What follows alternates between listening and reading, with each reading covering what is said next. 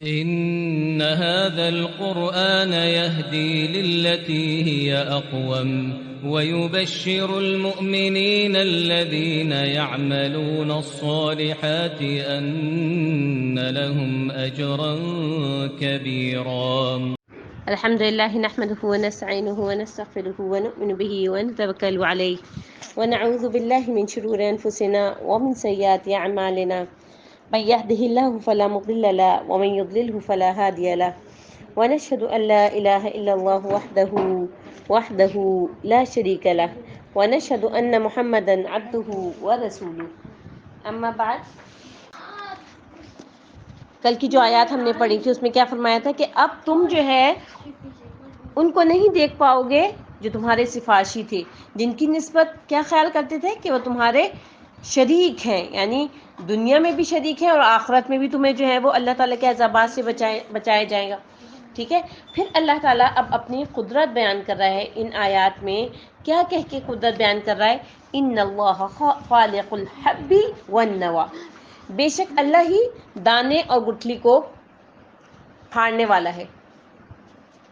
یخرج الحی من المیت ومخرج المیت من الحی، وہ زندہ کو مردہ سے اور مردہ کو زندہ سے نکالتا ہے. ذالکم اللہ فأنا تؤفکون، یہ اللہ ہے چنانچہ تم کہاں بہکائے جا رہے ہو. فالق الاصباح، وہ صبح کی سفیدی نکالتا ہے. وجعل اللیل سکنا والشمس والقمر حسبانا، اور اس نے رات کو سکون کا باعث بنایا اور سورج اور چاند کو وقت کے حساب کا ذریعہ بنایا. ذالک تقدیر العزیز العلیم، یہ سب بہت زبردست خوب علم رکھنے والے کا اندازہ ہے. وَهُوَ الَّذِي جَعَلَ لَكُمُ النُّجُومَ لِتَهْتَدُوا بِهَا، اور وہی ہے جس نے تمہارے لیے ستارے بنائے. فِي ظُلُمَاتِ الْبَرِّ وَالْبَحْرِ، تاکہ تم ان کے ذریعے سے خشکی اور تری کے اندھیروں میں راہ پاؤ. قد فصلنا الآیات لقوم یعلمون، تحقیق ہم نے اپنی آیتیں ان لوگوں کے لیے کھول کر بیان کر دی ہیں جو علم رکھتے ہیں. ان کے لیے ہم نے کھول کر بیان کر دی ہیں یہ آیات.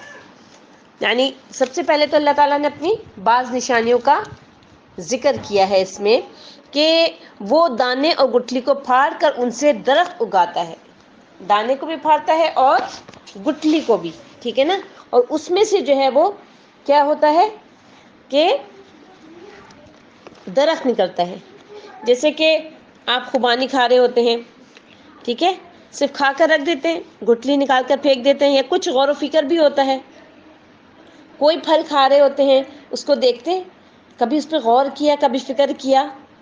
اگر نہیں ہوتا تو کیا کیجئے. خاص طور پر آم کھانے کے بعد صرف مزہ لے کر ایک طرف پھینک نہ دیں گٹھلی. یہ ساری گٹھلیاں، یہ سارے آم کہاں سے آئے؟ یہ آلو بخارے کس نے پیدا کی؟ یہ خوبانیاں کس نے پیدا کی؟ یہ سب اللہ نے پیدا کی ہیں. اور جس چیز کو تم حقیر سمجھ کر پھینک رہے ہوتے ہو، اسی سے تو یہ پیدا ہو کر آیا ہے، اسی جیسی سے تو یہ سب کچھ نکلا ہے. پھر وہی ذات ہے. ہم گٹھلی کو کیا سمجھتے ہیں؟ کوڑے میں جانے والی چیز، لیکن اللہ نے اس کے اندر کتنا فائدہ رکھا ہے. تو اسی طریقے سے بعض اوقات لوگوں کی جو مینٹالٹی ہوتی ہے وہ کیا ہوتی ہے کہ وہ اچھے بھلے لوگوں کو کوڑے دان میں پھینک دیتے ہیں. ٹھیک ہے، یعنی ان سے فائدہ نہیں اٹھا رہے ہوتے، ان سے صحیح فائدہ نہیں اٹھا رہے ہوتے، اور جو کچھ وہ کر سکتے ہیں انہیں کرنے کا موقع نہیں دیتے. ٹھیک ہے نا. اللہ تبارک و تعالیٰ نے جو یہاں مثال دی ہے وہ کیا ہے کہ دانے، بیج، گٹھلی، سب چیزوں سے اللہ تعالیٰ کو پہچانو. روزہ کھولتے وقت ویسی بھوک پیاس زیادہ لگی ہوتی ہے، تو پھر اللہ تعالیٰ کو بھی تھوڑے تھوڑے کیا ہوتا ہے، انسان جو ہے وہ اپنے بھوک پیاس میں اس چیز کو نظر انداز کر دیتا ہے جیسے اس کو کھانا ملتا ہے. اب آپ جو ایک کھجور کھا رہے ہوتے ہیں، دیکھیے اللہ تبارک و تعالیٰ نے قطمیر کا لفظ لے کر آئے. قطمیر آپ کو پتہ ہے کسے کہتے ہیں؟ جو کھجور کی گٹھلی ہوتی ہے اس کے اوپر ایک چھوٹا سا وہ نکلا ہوا ہوتا ہے نا، چھوٹا سا ہلکی سی وہ چیز نکلی ہوئی ہوتی ہے، اس کو قطمیر کہتے ہیں. اس کی مثال دی اللہ تبارک و تعالیٰ نے قرآن میں. تو یہ کس لیے ہے؟ شکر ادا کرنے کے لیے، الحمدللہ کہنے کے لیے کہ الحمدللہ کہ اللہ تبارک و تعالیٰ نے ہمیں جو ہے وہ یہ سب کچھ عطا کیا، یہ سب کچھ جو ہے وہ اللہ تبارک و تعالیٰ نے ہمارے لیے بنایا، ٹھیک ہے نا۔ تو یہ اللہ تعالیٰ کی کیا نشانی ہے کہ اللہ تبارک و تعالیٰ جو ہے دانے اور گٹھلی کو پھاڑ کر ان سے درخت اگاتے ہیں، یعنی وہ دانے اور گٹھلی کو مٹی کی تاریکی میں پھاڑ دیتے ہیں، پھر اس سے مختلف انواع و اقسام کے پودے اور کھیتیاں پیدا ہوتی ہیں، جن سے مختلف دانے اور پھل پیدا ہوتے ہیں، جن کے رنگ بھی مختلف ہوتی ہیں، شکلیں بھی مختلف ہوتی ہیں، ذائقے بھی مختلف ہوتی ہیں۔ ایک ہی زمین میں بوئے جانے والی چیز، ایک جیسا پانی دیا جانے والا، یعنی پانی کی جو خصوصیات ہے وہ ایک ہی ہوتی ہے سب کے لیے، لیکن جب وہ نکلتے ہیں تو ان کے رنگ بھی الگ، شکلیں بھی الگ، ذائقے بھی۔ تو اللہ تبارک و تعالیٰ نے اپنی یہ مثالیں کیوں بیان کی ہیں؟ کیوں کہا اللہ تعالیٰ نے فالق الحب والنوى؟ قرآن میں اس کا تذکرہ کرنے کی کیا ضرورت تھی؟ کہ یہ اللہ کی نشانیاں ہیں، ان سے تم اللہ کو پہچانو۔ یخرج الحی من المیت ومخرج المیت من الحی، وہی جاندار کو بے جان سے نکالتا ہے اور وہی بے جان کو جاندار سے نکالتا ہے۔ وہ دانے اور گٹھلی سے جو مردہ جمادات کی طرح ہیں زندہ نباتات کو نکالتا ہے، جیسے کہ ایک اور جگہ فرمایا کہ اور ایک نشانی ان کے لیے مردہ زمین ہے کہ ہم نے اس کو زندہ کیا اور اس میں سے اناج اگایا، پھر یہ اس میں سے کھاتے ہیں، اور ہم نے اس میں کھجوروں اور انگوروں کے باغ پیدا کیے، اور ہم نے اس میں چشمے جاری کر دیے تاکہ یہ ان کا پھل کھائیں، اور وہ پھل ان کے ہاتھوں نے تو نہیں بنائے۔ وما عملتہ ایدیہم، ہمارے ہاتھوں نے بنائے یہ پھل، اللہ تعالیٰ کہہ رہے ہیں ان کے ہاتھوں نے نہیں بنائے۔ افلا یشکرون، تو پھر شکر کیوں نہیں ادا کرتے؟ وہ اللہ پاک ہے جس نے زمین کی نباتات کے اور خود ان کے اور جن چیزوں کی ان کو خبر بھی نہیں سب کے جوڑے بنا دیے، ٹھیک ہے۔ تو یہ جو جوڑے بنانا اور یہ زمین سے پھاڑ کر دانے کا نکلنا، اور یخرج الحی من المیت، جو زندہ ہے اس میں سے مردہ اللہ تبارک و تعالیٰ نکال رہا ہوتا ہے۔ اس کے قریب قریب کئی معنی ہیں، جیسے کسی نے کہا کہ اس کے معنی یہ ہے کہ وہ انڈے سے مرغی نکالتا ہے اور مرغی سے انڈا پیدا کرتا ہے، کسی نے یہ کہا کہ وہ برے آدمی سے نیک اولاد اور نیک آدمی سے بری اولاد پیدا کرتا ہے، ٹھیک ہے نا۔ اور اکثر ایسا بھی ہوتا ہے کہ جب کوئی بچہ پیدا ہوتا ہے تو ماں زندہ ہے یعنی حی ہے، اس میں سے میت نکل رہا ہے یعنی بچہ جو ہے وہ مرا ہوا پیدا ہوتا ہے، ٹھیک ہے۔ اور کبھی کبھی کیا ہوتا ہے جو آگے ہے نا مخرج المیت من الحی، یعنی مردے سے زندہ نکالتا ہے۔ کبھی کبھی ایسا ہوتا ہے ماں کا انتقال ہو جاتا ہے اور اندر سے جو بچہ ہوتا ہے وہ صحیح سلامت ہوتا ہے۔ تو یہ اللہ تبارک و تعالیٰ کی ذات ہے، یہ اللہ تبارک و تعالیٰ نے اپنے قدرتیں دکھائی ہیں۔ اللہ تعالیٰ کہہ رہے فَأَنَّ تُؤْفَكُونَ، ذالکم اللہ، یہی تو اللہ ہے۔ فَأَنَّ تُؤْفَكُونَ، پھر تم کہاں بہ کے جاتے جا رہے ہو، کہاں بہ کے پھر رہے ہو، یعنی تم حق سے کیسے منہ موڑتے ہو اور اس سے روگردانی کر کے باطل کو اختیار کر کے اس کے ساتھ غیروں کی پوجا کرتے ہو۔ فالق الاصباح وجعل اللیل سکنا، وہی رات کے اندھیرے سے صبح کی روشنی پھاڑ نکالتا ہے اور اسی نے رات کو موجب آرام بنایا، یعنی وہ روشنی اور اندھیرے کا خالق ہے، جیسے کہ اس صورت میں فرمایا ہے وجعل الظلمات والنور، اور اس نے اندھیروں اور روشنیوں کو بنایا، یعنی اللہ سبحانہ و تعالی رات کے اندھیروں کو پھاڑ کر سحر کو نمودار فرما دیتا ہے اور اس سے وجود کائنات کو منور کر دیتا ہے، اور افق پر جو ہے وہ اجالا ہو جاتا ہے، اندھیرا چھٹ جاتا ہے، یعنی رات جو ہے وہ ظلمتوں اور تاریکوں کی جو اس کے اندر جو اس کی تاریکیاں ہوتی ہیں، اس کے اندر جو اندھیرے اور ظلمتیں ہوتی ہیں اس سمیت وہ چلی جاتی ہے، اور دن جو ہے وہ اپنی روشنی کے ساتھ، اپنے آب و تاب کے ساتھ، اپنی چمک دمک کے ساتھ آ جاتا ہے، جیسے کہ ایک اور جگہ اللہ تعالیٰ نے فرمایا یغشی اللیل النہار یطلبہ حثیثا، وہی رات کو دن کا لباس پہناتا ہے کہ وہ رات اس دن کو جلدی جلدی طلب کرتی ہے۔ اللہ تبارک و تعالیٰ نے بیان فرمایا کہ اسے متضاد اور مختلف اشیاء کے پیدا کرنے کی قدرت حاصل ہے، جو اس کے کمال عظمت اور عظیم سلطنت کی دلیل ہے۔ اس لیے جب یہ ذکر فرمایا نا کہ وہ صبح کی روشنی کو پھاڑ نکالتا ہے، تو اس کے مقابلے میں کیا فرمایا وَجَعَلَ اللَّيْلَ سَكَنًا، اور اس نے رات کو موجب آرام بنایا، یعنی جو ہر چیز کو ڈھانپ لیتی ہے، جس سے ہر سو اندھیرا چھا جاتا ہے۔ تاکہ رات کو تمام اشیاء آرام اور سکون حاصل کرے. جیسے کہ ایک اور جگہ فرمایا والضحیٰ واللیل اذا سجا، آفتاب کی قسم اور رات کی تاریکی کی جب وہ چھا جائے. اور فرمایا واللیل اذا یغشا والنہار اذا تجلی، رات کی قسم جب دن کو چھپا لے اور دن کی قسم جب چمک اٹھے. اور فرمایا والنہار اذا جلاہا واللیل اذا یغشاہا، اور دن کی قسم جب اسے چمکا دے اور رات کی قسم جب اسے چھپا لے. والشمس والقمر حسبانا، اور سورج اور چاند کو شمار کا ذریعہ بنایا. یعنی یہ ساری آیتیں جو ہیں وہ کس سے ریلیٹڈ ہے کہ اللہ تبارک و تعالیٰ نے دن کو جو ہے وہ کام کے لیے اور رات کو آرام کا ذریعہ بنایا. اب ہم ایسے نافرمان ہیں کہ اس میں بھی نافرمانی کر رہے ہوتے. ایسے ہی ہے نا، یعنی دن میں سو رہے ہیں، فجر کے بعد سو رہے ہیں، جس وقت روزی کی تقسیم ہونے کا وقت ہوتا ہے فجر کے بعد فرشتے جو ہے وہ روزی تقسیم کرتے ہیں اللہ تعالیٰ کی طرف سے، اس وقت سو رہے ہوتے ہیں ہم. ٹھیک ہے، پھر 12 بجے اٹھ رہے ہیں، کچھ لوگ ظہر کی نماز کو بھی دیر کر دیتے ہیں، عصر کے وقت اٹھ رہے ہیں. اسپیشل رمضان میں ہماری جو روٹین ہے سونے جاگنے کی وہ بالکل ڈیفرنٹ ہو جاتی ہے. جب اللہ تعالیٰ نے بار بار کہا ہے کہ رات میں نے تمہارے لیے آرام کے لیے پیدا کی، تو ہم آرام کیوں نہیں کرتے؟ ہم کیوں اتنے نافرمان ہیں؟ یعنی ہماری رگ رگ میں نافرمانی بھری ہوئی ہے کہ بس جو اللہ تعالیٰ نے کہا ہے اس کو الٹا ہی کرنا ہے. نعوذ باللہ. دن کو کام کا ذریعہ بنایا. یعنی نبی کریم صلی اللہ علیہ وسلم کی جو روٹین ہوتی تھی، نبی کریم صلی اللہ علیہ وسلم کے جو معمولات ہوتے تھے، وہ کیا ہوتے تھے کہ وہ تہجد کے وقت اٹھا کرتے تھے، تہجد کی نماز پڑھا کرتے تھے، اللہ تبارک و تعالیٰ کے قرب حاصل کرتے تھے اپنے گھر میں رہ کے، مسجد میں جا کے نہیں پڑھتے تھے، اپنے گھر میں.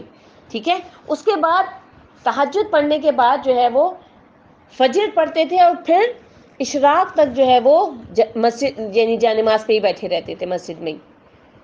وہ وقت ہوتا ہے کہ جب جو ہے وہ رزق انسان کا تقسیم ہو رہا ہوتا ہے. رزق جو ہے وہ اللہ تبارک و تعالیٰ سب بندوں میں بانٹ رہے ہوتے ہیں. تو اس کا اتنا ثواب ہے ان 2 رکعت نماز پڑھنے کا اور مسلسل بیٹھے رہنے کا، کہ ایک حج اور عمرے کا تام متن 3 مرتبہ جو ہے وہ نبی کریم صلی اللہ علیہ وسلم نے کہا کہ پورا ثواب مل جائے گا اسے. پھر جو ہے نبی کریم صلی اللہ علیہ وسلم جو ہے وہ اپنے نارمل جو روٹین کے ڈیلی روٹین کے جو کام ہوتے تھے وہ کرتے تھے، لوگوں سے ملنا ملانا، یا جو جہاد پر لوگ جا رہے ہیں یا وہ خود غزوے کے ساتھ جا رہے ہیں، یا جو بھی کام ہوتے تھے وہ کام کرتے تھے، یہاں تک کہ ظہر سے پہلے جو ہے وہ یا ظہر کے تھوڑی سی دیر کے بعد نماز پڑھ کے قیلولہ کرتے تھے. وہ کہا قیلو فإن الشیاطین، یعنی قیلو کے کیا مطلب ہے کہ قیلولہ کرو، کیونکہ شیاطین جو ہے وہ قیلولہ نہیں کرتے. پھر ہم اس میں بھی نافرمانی کرتے ہیں. قیلولہ کا مطلب کیا ہے کہ 10-15 منٹ 20 منٹ آدھا گھنٹہ جو ہے وہ انسان اپنے جسم کو، چونکہ وہ صبح سے اٹھا ہوا ہے، وہ فجر سے تہجد سے اٹھا ہوا ہے، مسلسل کام کر رہا ہے، اب یہ جو 10-15 منٹ ہیں اس میں جو ہے وہ اپنے جسم کو آرام دو، آدھا گھنٹہ پونا گھنٹہ آرام کرو.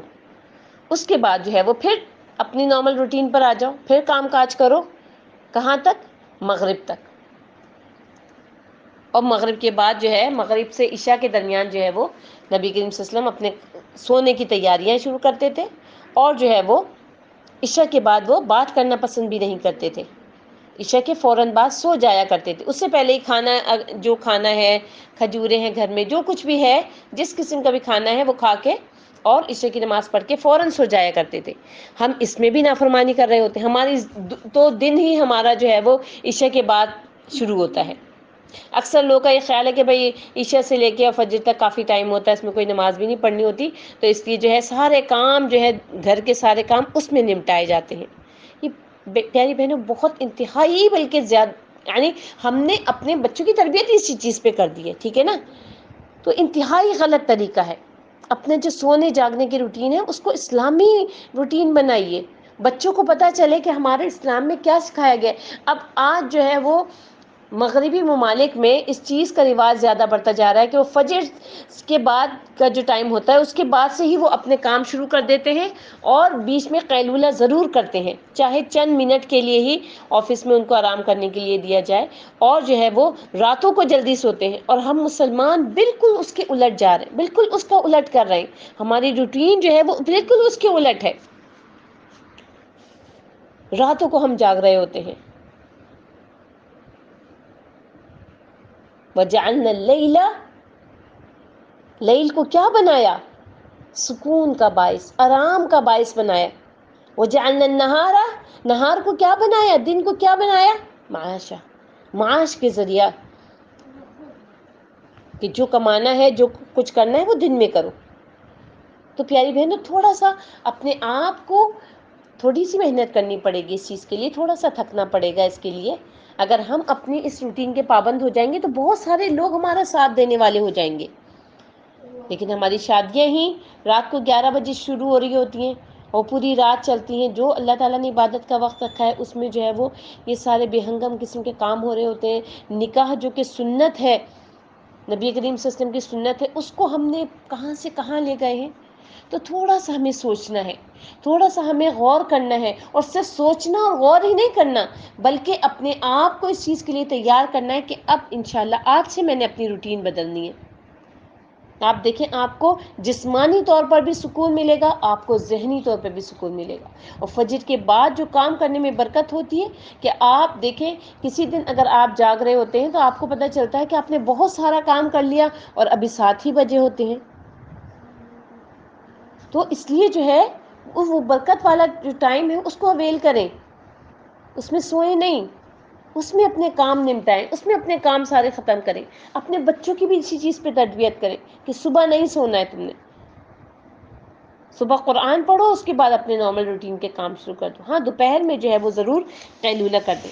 تو اس لیے جو ہے وہ اللہ تبارک و تعالیٰ نے یہ جو بار بار رات کا اور دن کا ذکر کیا کہ تم اپنی روٹین کو جو ہے وہ اب چینج کر لو۔ تو آج الحمدللہ آپ نے اس چیز کو اچھی طریقے سے سن لیا کہ اللہ تعالیٰ نے کتنی جگہوں پہ رات کا ذکر کیا کہ وَجَعَلَ اللَّيْلَ سَكَنًا، کہ ہم اس نے رات کو موجب آرام بنایا ہے، ٹھیک ہے۔ اور اسی طریقے سے وَاللَّيْلِ إِذَا يَغْشَاهَا، جب رات جو ہے وہ ڈھانک لیتی ہے، سب چیز کو جو ہے وہ ڈھانک لیتی ہے، ٹھیک ہے۔ تو اسی طریقے سے جو ہے وہ آگے جو اللہ تعالیٰ نے ذکر کیا ہے وہ کس چیز کا ہے؟ وہ چاند اور ستاروں کا، کہ هو الذی جعل الشمس ضیاء والقمر نورا وقدرہ منازل، وہی تو ہے جس نے سورج اور چاند کو منور بنایا اور چاند کی منزلیں مقرر کی۔ للشمس ينبغي لها ان تدرك القمر ولا الليل سابق النهار، نہ تو سورج ہی سے ایسا ہو سکتا ہے کہ وہ چاند کو جا پکڑے، یعنی کیوں بتایا یہ؟ اس لیے بتایا کہ یہ جو اللہ تعالیٰ کی مخلوقات ہیں یہ اتنی نافرمان نہیں ہے، نہ تو سورج یہ کرتا ہے کہ پہلے سے نکل کے آ جائے، اور نہ ہی رات دن سے پہلے آ سکتی ہے۔ وَكُلٌّ فِي فَلَكٍ يَسْبَحُونَ، سب اپنے اپنے مدار میں تیر رہے ہیں، جس کے لیے جس چیز کو ہم نے مفید بنایا ہے وہ وہی کام کر رہی ہے۔ وَالشَّمْسَ وَالْقَمَرَ وَالنُّجُومَ مُسَخَّرَاتٍ بِأَمْرِهِ، اسی نے سورج، چاند اور ستاروں کو پیدا کیا، سب اسی کے حکم کے مطابق سے کام میں لگے ہوئے ہیں۔ ایک انسان ہے جو کہ ہر کام میں اپنی مرضی چلانا چاہتا ہے، ہر کام جو ہے وہ الٹا کرنا چاہتا ہے۔ تو یہ اللہ تعالیٰ کے مقرر کیے ہوئے اندازے ہیں جو غالب اور علم والا ہے، یعنی یہ سب اس غالب ہستی کے مقرر کیے ہوئے اندازے کے مطابق سے چل رہے ہیں جسے نہ کوئی روک سکتا ہے، نہ اس کی کوئی مخالفت کر سکتا ہے، اور ہر چیز کو وہ جاننے والا ہے، اور آسمان و زمین کا کوئی ذرہ بھی اس کے علم سے باہر نہیں۔ اکثر و بیشتر مقامات پر اللہ تعالیٰ نے رات اور دن، سورج اور چاند کی تخلیق کا ذکر کرنے کے بعد کلام کے اختتام پر اپنے عزیز اور علیم ہونے کا تذکرہ فرمایا ہے، جیسے کہ سورۃ انعام کی اس آیت میں بھی ہے اور سورۃ یاسین میں بھی اللہ تعالیٰ نے کہا نا ذالک تقدیر العزیز العلیم، ٹھیک ہے نا۔ اور اسی طریقے سے جو سورۃ انعام حامیم سجدہ میں ہے ذالک تقدیر العزیز العلیم، اور ہم نے جو ہے وہ یہ جو سارے اندازے ہیں یہ کس نے مقرر کیے ہیں؟ جو کہ زبردست بھی ہے اور خبردار بھی ہے۔ تو اللہ تعالیٰ فرما رہے ہیں وَهُوَ الَّذِي جَعَلَ لَكُمُ النُّجُومَ لِتَهْتَدُوا بِهَا فِي ظُلُمَاتِ الْبَرِّ وَالْبَحْرِ، اور وہی تو ہے جس نے تمہارے لیے ستارے بنائے تاکہ تم جنگلوں اور دریاؤں کے اندھیروں میں اس سے راستے معلوم کرو۔ بعض سلف نے کہا ہے کہ جو شخص ستاروں کے بارے میں ان تین چیزوں کے سوا کوئی اور عقیدہ رکھے تو وہ اللہ سبحانہ وتعالیٰ کی طرف ایک غلط اور جھوٹی بات منسوب کرتا ہے۔ کیا؟ پہلی چیز تو یہ کہ اللہ تعالیٰ نے انہیں آسمان کے لیے باعث زینت بنایا ہے، دوسرا یہ کہ ان کو یعنی ستاروں کو شیطان کے مارنے کا آلہ بنایا ہے، تیسرا بحر و بر کے اندھیروں میں راستے معلوم کرنے کا ذریعہ بنایا ہے۔ اللہ تعالیٰ کا ارشاد ہے قد فصلنا الآیات لقوم یعلمون، تحقیق عقل والوں کے لیے ہم نے اپنی آیتیں کھول کھول کر بیان کر دی ہیں، یعنی ان کے لیے جو عقل سے کام لیتے ہیں، حق کو پہچانتے اور باطل سے اجتناب کرتے ہیں۔